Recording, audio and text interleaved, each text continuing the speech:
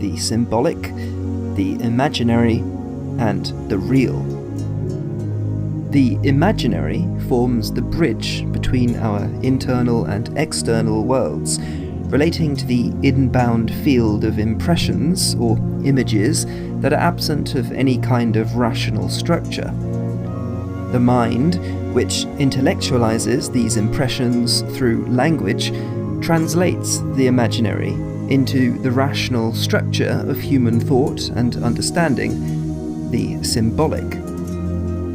But standing beyond the duality of the imaginary object and the symbolic subject is what Lacan calls the real, which is the underlying noumenon, or thing in itself, which forever resists categorization into the signs of language and meaning.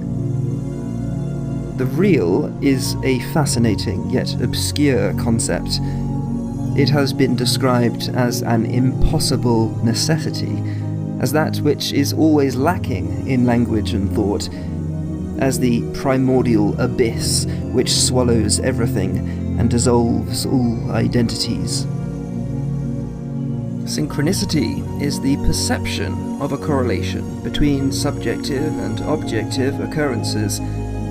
These occurrences are acausal, but the sense of meaning betrayed by synchronicities within our lives suggested to Pauli and Jung that they are not mere coincidences, but rather pointed towards a common ground state of reality referred to by them as the psychoid unus mundus, or one world. Note that synchronicity is explicitly not the idea that unrelated events have any kind of occult causal connection, but rather that there is some kind of meaningful psychological connection between events that are genuinely independent. Pauli went so far as to take synchronicity to be the psychical equivalent of a phenomenon found in modern physics called quantum entanglement. He posited that the two together provide a model for the relationship between mind and matter in the framework of a dual aspect monism, much like Spinoza. According to this idea, the wave view of matter would correspond to the unconscious mind, both of which are united in the psychoid or abjective realm, whose nature is unmanifest potential or perhaps even mathematical. Subjective conscious reflection serves as that psychological process which actualizes, makes conscious the potentialities of unconscious contents. And objective measurement is the corresponding physical process which actualizes the potentialities of unobserved quanta. It is in this way that synchronicity and entanglement are artifacts of a prior, unobserved unity.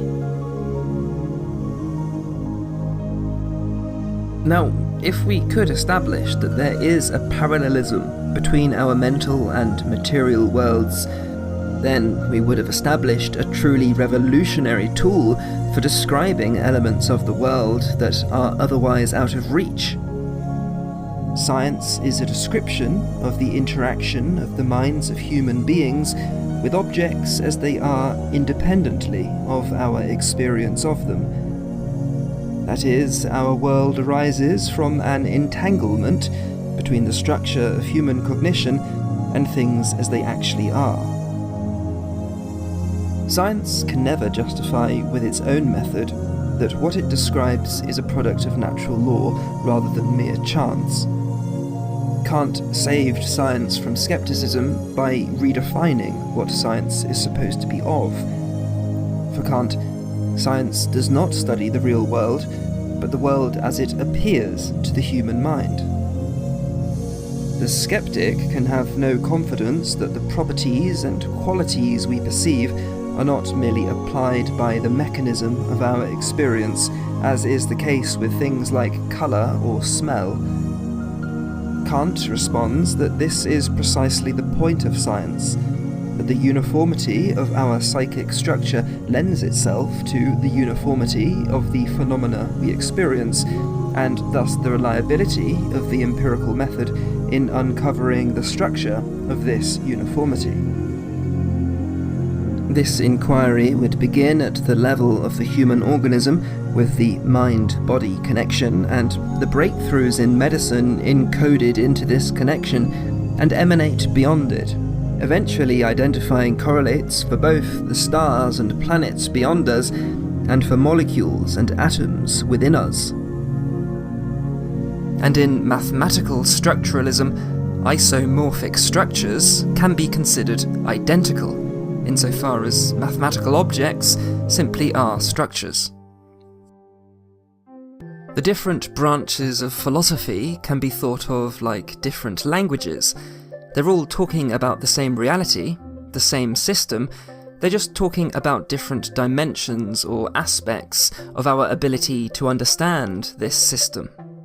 And if a particular philosophical theory is an essential fragment of a broader structure of possible theories, then para-philosophy, beyond particular philosophies, is a reasonable term to use to refer to this underlying structure which connects all philosophical thought.